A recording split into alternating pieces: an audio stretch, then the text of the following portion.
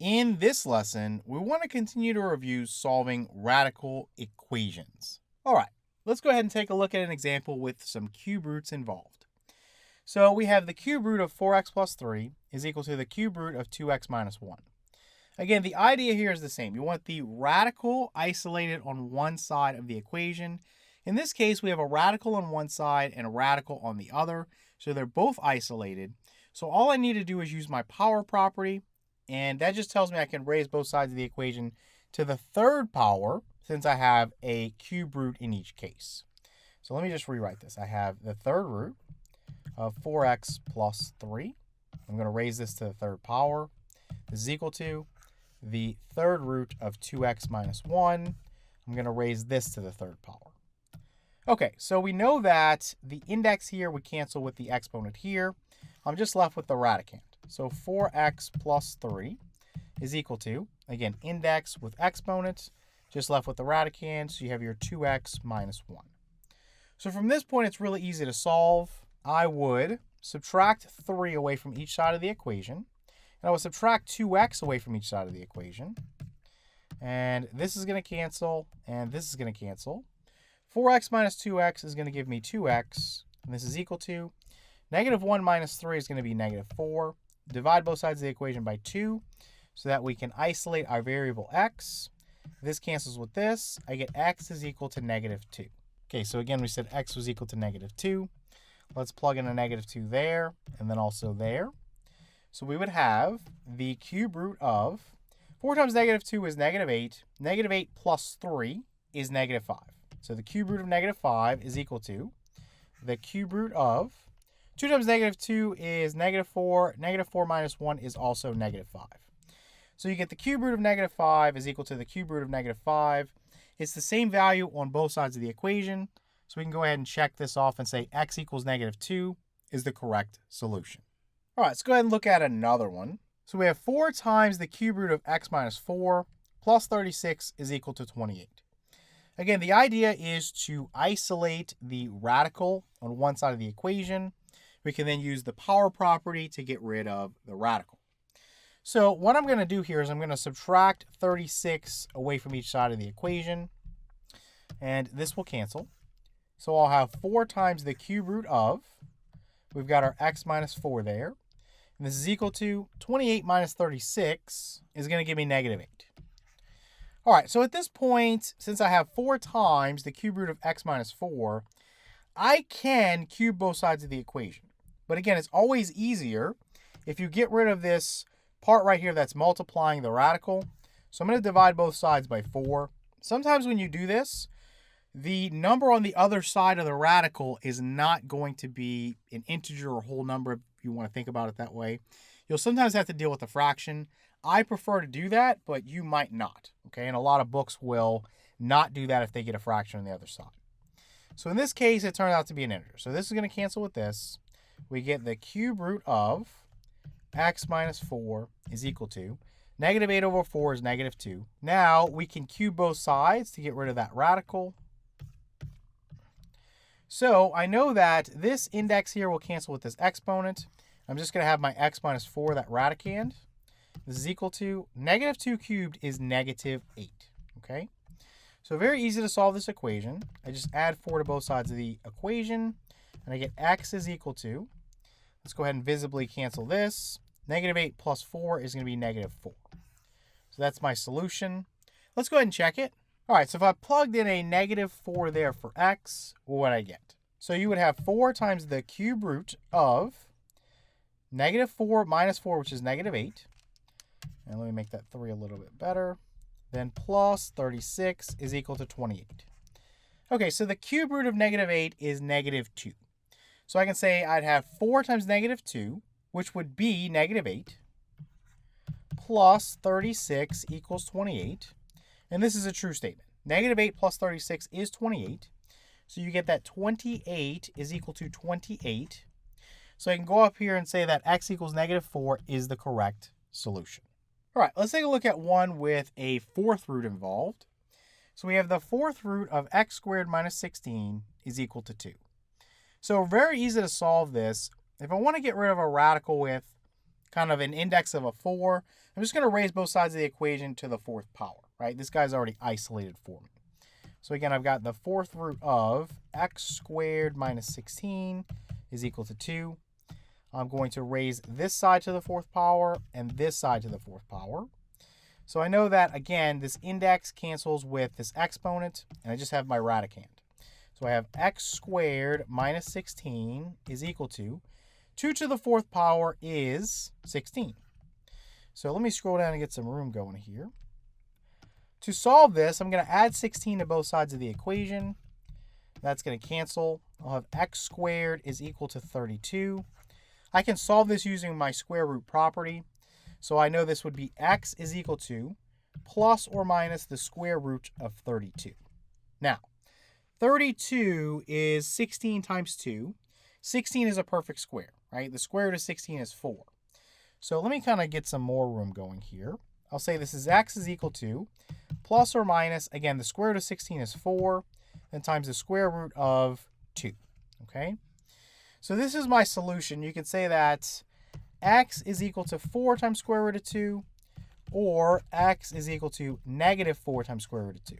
All right, we have the 4th root of x squared. So if I squared 4 times the square root of 2, let's do that off the side. So 4 times square root of 2. If I squared this, I would end up with what? Square 4 and you get 16. You square the square root of 2 and you get 2. So 16 times 2 would be 32. So this guy would be 32 minus 16, and this should equal 2 over here. So 32 minus 16 is 16, and the 4th root of 16 is 2, okay? So this guy right here does check itself out. Now, you're going to get the same thing when you plug in this guy right here, because the negative there gets squared, okay? So the negative 4 times the square root of 2, if you square that whole thing, you would again end up with 32. 32 minus 16 is 16. The 4th root of 16 is 2. So this guy would check itself out as well. All right, let's look at a more challenging problem. So we have the square root of 2 times the square root of 7x plus 2 is equal to the square root of 3x plus 2. So the easiest way to kind of solve this problem is to use exponents. So I'm going to rewrite this and say that I have 2 times the quantity 7x plus 2. So this guy right here, if you notice, is just underneath a square root symbol. So that means it's raised to the 1/2 power. So that part's raised to the 1/2 power. And then this whole thing here is raised to the 1/2 power. Okay, think about that. The 2 times the square root of 7x plus 2 is underneath this radical here. Okay, so the whole thing is raised to the 1/2 power. But you've got another 1/2 power that's going to surround the 7x plus 2. Okay, so make sure you understand how to set that up. So once we have this, we'll use our power to power rule, and we'll do that in a minute. This is equal to, this guy's easy, it's just 3x plus 2 inside of parentheses, again, raised to the 1/2 power. Okay, let's scroll down and get some room going. So now, because this is multiplication here, I can bring this exponent inside to kind of each guy that's involved in this multiplication. So 2 will be raised to the 1/2 power. And then we have times the 7x plus 2 raised to the 1/2 power is now raised to the 1/2 power again. So I'm going to use my power to power rule and say I have 7x plus 2 raised to the power of 1/2 times 1/2, which is 1/4. And this equals, you've got your 3x plus 2 raised to the 1/2 power. Okay, let's scroll down and get some room going. So how can we solve this equation? Well, we're going to look for the LCM of the denominators and basically raise each side to this power. In this case, it's a 4, okay? So I want to raise both sides to the 4th power. That's going to basically clear all those fractional exponents.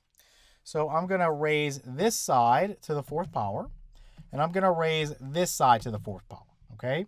So again, power to power rule, I would have 2 raised to the power of 1/2, which is raised to the 4th power. So 4 times 1/2 is 2. So this is 2 squared times, you've got the quantity 7x plus 2 raised to the 1/4 power raised to the 4th power. So the 7x plus 2 part stays the same. 1/4 times 4 is 1. Okay, and this equals, over here I've got the quantity 3x plus 2 raised to the 1/2 power and then raised to the 4th power. Again, 3x plus 2 That quantity stays the same. Then I multiply 1/2 times 4, which is 2. Okay? Let's scroll down and get some more room. All right. So we know that 2 squared is 4. And we basically have 4 times 7x, which is 28x. And then plus 4 times 2, which is 8. Then this is equal to, you would have this guy right here that you need to expand. Again, this is applying to something that has addition involved. This is not multiplication. So you can't distribute the 2 to each kind of term in there. You have to FOIL this out, or again, use the special products formula. So to use the special products formula, I would square 3x, which is 9x squared. Then plus, you have 2 times this term, 3x, times this term, which is 2. Then plus your final term, 2 squared, which is 4. Now 2 times 3 is 6. 6 times 2 is 12. So this would be 12x in the middle. Okay, so let's see what we got going here. We can go ahead and subtract 8 away from each side of the equation and subtract 28x away from each side of the equation. So this is going to cancel over here and here.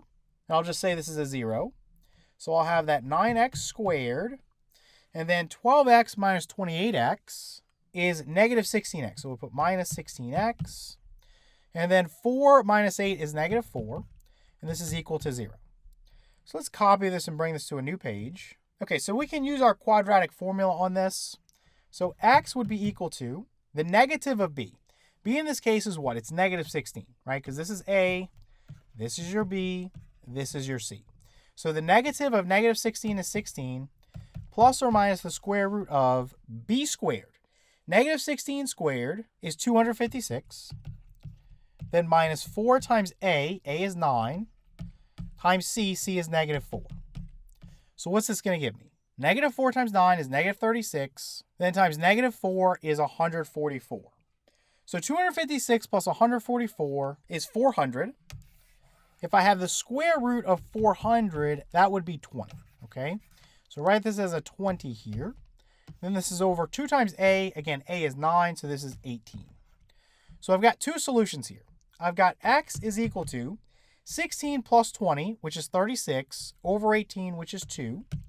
And then x is equal to 16 minus 20, which is going to be negative 4 over your 18. Now this one can be reduced, right? If I divide both of these by 2, I would get negative 2 over 9. All right, so let's go ahead and check these solutions. So if I plugged in a 2 here and here, what would I get? Well, on the right side, 3 times 2 is 6. 6 plus 2 is 8. So this would be the square root of 8. We know that simplifies into, square root of 4 is 2, so this would be 2 times square root of 2. 2 times square root of 2. What do I have over here?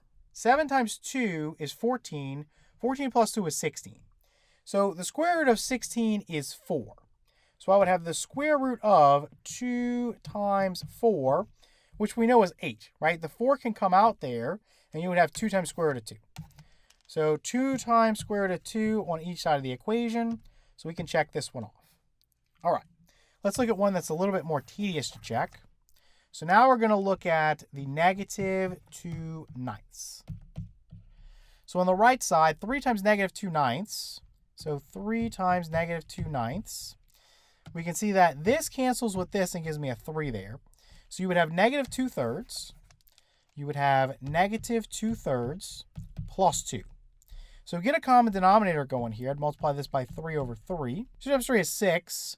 So you would have 6 plus negative 2, which is 4. So you'd basically have the square root of 4/3 here. So the square root of 4/3. If you split that up, you would get 2. You would get 2 over the square root of 3. Now, you can rationalize the denominator there, but it's not necessary because this isn't your answer, right? You don't need to present a simplified answer here. You're just checking to make sure you get 2 over square root of 3 on the left side, and you'll be good to go. All right, so let me kind of slide this out of the way. I'll put this over here for now. So on the left, 7 times negative 2/9 is what? You would get negative 14/9. You would get negative 14/9. Then plus, get a common denominator here. If I'm adding 2, I can write that as 18/9. So essentially what I would have here is negative 14 plus 18, which is 4. So you get 4/9 there. Okay, so 4/9. So the square root of 4/9, square root of 4 is 2, square root of 9 is 3. So you get 2/3. So you would have 2 times 2/3 underneath a square root symbol. We know that would be the square root of 4/3, which is exactly what we had over there. Square root of 4 is 2. Square root of 4 is 2 over the square root of 3. Again, I don't need to rationalize this because I'm just checking to make sure I get the same value on the left as I get on the right, and I did. So 2 is a valid solution, and so is negative 2/9. All right, let's take a look at one more of these. And what we're going to find here is that we have a mix of indexes, okay? So we have the square root of x plus 3 is equal to the cube root of 2x plus 5. So what do we do in this situation? I can't just raise both sides to the second power because that's not going to clear all the radicals. I can't just raise both sides to the third power because that's not going to clear all the radicals. So what you need is you need the LCM between the two indexes. You need to raise both sides to that power. That's how you're going to clear both radicals. So since this index is a 2 and this one's a 3, I need to raise both sides to the 6th power, okay? So I would say this is the square root of x plus 3. I'm going to raise this to the 6th power. And this over here is the cube root of 2x plus 5. I'm going to raise this to the 6th power. Now, if it's easier for you to kind of conceptualize this with exponents, that's fine. You could write this as x plus 3 to the 1/2 power. And then raise that to the 6th power. And you can write this as 2x plus 5 to the 1/3 power. And then raise that to the 6th power. Perfectly fine, okay? It doesn't matter which way you do it. Now, the power to power rule, if I have x plus 3 raised to the 1/2 power and then it's raised to the 6th power, then my x plus 3 will be raised to the power of what? 6 times 1/2 is basically going to be 3, right? And this is equal to, over here, my 2x plus 5 raised to the 1/3 power is raised to the 6th power. Again, 6 times a third would give me 2. So this is 2x plus 5 squared. Okay, so let me erase this. We're not going to need it anymore. And let me kind of scooch this up, give myself a little bit of room, because this guy will be kind of messy. Okay, so we know the formula for a binomial cubed. It's going to be the first guy cubed, so x cubed, plus you've got 3 times this guy squared, so x squared, times this guy to the first power. So this would be a 9 here. Then plus, you've got 3 times, this guy is now raised to the first power, and this guy is going to be squared. So 9 times 3 is 27. This would be 27x. And then lastly, plus this last guy 3 cubed, which is 27.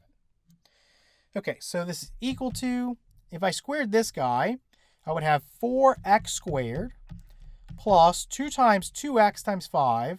So 2 times 5 is 10. 10 times 2 is 20. And then times x. And then lastly, plus 5 squared is 25. So kind of hard to fit that all on the screen, but let's go through and see what we can do. So we've got our x cubed, nothing to combine with that. I can subtract 4x squared away from each side of the equation. So that's gone. I can subtract 20x away from each side of the equation. So that's gone. And I can subtract 25 away from each side of the equation. So that's gone.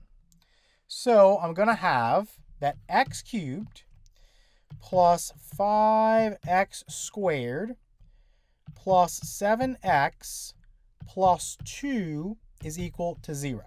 So at this point, most of us don't know how to factor this yet. We haven't learned about the rational root theorem. We'll talk about that later on in the course. So I'm just going to go ahead and tell you that this will factor into x plus 2 times, over here you would have x squared plus 3x plus 1. This equals 0. So I'll just give you this. Later on in the course, we'll learn how to factor polynomials on the left side like this. For right now, we'll just take this as a given. And we're going to solve this by using our zero product property. So I could set x plus 2 equal to 0. And I know that if I subtract 2 away from each side, I would get x is equal to negative 2. So that's going to be one solution. Then my other solution, I would set x squared plus 3x plus 1 equal to 0. I can solve that with my quadratic formula because I can't factor this guy. So let's go ahead and label this 1 as the coefficient of x squared as a. Let's label this 3 as the coefficient of x to the first power is b. Let's label this 1 out here, this constant is c. So x is equal to the negative of b. b is 3. So the negative of 3 plus or minus the square root of b squared. So 3 squared is 9. And then minus 4 times a is 1, times c is 1 also. So 9 minus 4 is 5. Let's just write this as square root of 5 here, and this is over 2 times a is 1. So this is as simple as you can make this. You have negative 3 plus square root of 5 over 2, and then negative 3 minus square root of 5 over 2. So let's copy these and we'll go back up. So for x equals negative 2, let's just plug in a negative 2 here and here. Very straightforward. Negative 2 plus 3 would be 1. Square root of 1 is 1. This is equal to 2 times negative 2 is negative 4. Negative 4 plus 5 is 1. The cube root of 1 is 1. So this guy definitely checks out. This is a solution, right? X equals negative 2. Now, for this guy right here, it's very, very tedious, especially since you have different kind of indexes here. So what I'm going to do is I'm going to approximate each root here, okay? So I'm going to say that x is approximately, if I did negative 3 plus square root of 5 over 2, I'm going to go ahead and approximate that to negative 0.382, okay? Then another one, I'm going to go x is approximately, we've got negative 3 minus the square root of 5 over 2. I'm going to say this is about negative 2.618, okay? So it's just easier if you use approximations here. You're going to see that they're very close to being equal, right, if they work, and then they won't even be close at all if they don't work, okay? So let's go ahead and plug this guy in for x. So negative 0.382. Let's plug that in for x as well. All right, so on the left side, 3 minus 0.382 is 2.618.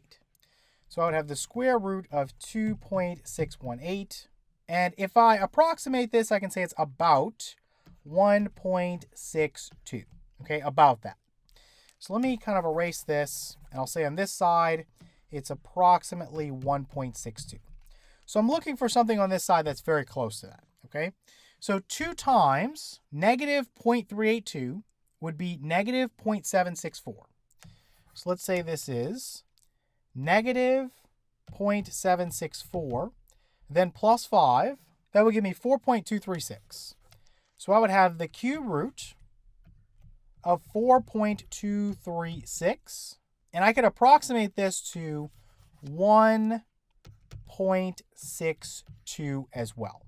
So these sides are approximately the same when we use, again, these approximations. So that's enough for me to say that x equals negative 3 plus the square root of 5 over 2 is a solution. So I can check this, or I can kind of break these up, which would be better. I'll say x equals negative 3 plus square root of 5 over 2. Let me kind of erase this. This is a valid solution. So let me kind of bring this up. And let me check this one now. So let's erase this. So you get negative 2.618 plus 3. That's going to give you a 0.382. If you take the square root, you can say that's about 0.618. Okay? That's approximately what that's going to be. On this side, if I plug this in for x, you're going to see that you have a problem. 2 times this guy right here is going to give you negative 5.236. Well, when I add that to 5, I'm going to get a negative. The cube root of a negative is going to be a negative. This side's a positive, so it's not possible for this one to work. So you can reject the solution of x equals negative 3 minus the square root of 5 over 2. This guy is going to be extraneous, okay? So if you get in a situation like that, don't be afraid to use approximations. You can use that to see if your solution is going to work or not, right? We can immediately see that this guy doesn't work. This guy was very close, so you know if you plugged in the actual number, it would work. So this is an acceptable answer, and so is this one. So x equals negative 2, or x equals negative 3 plus square root of 5 over 2.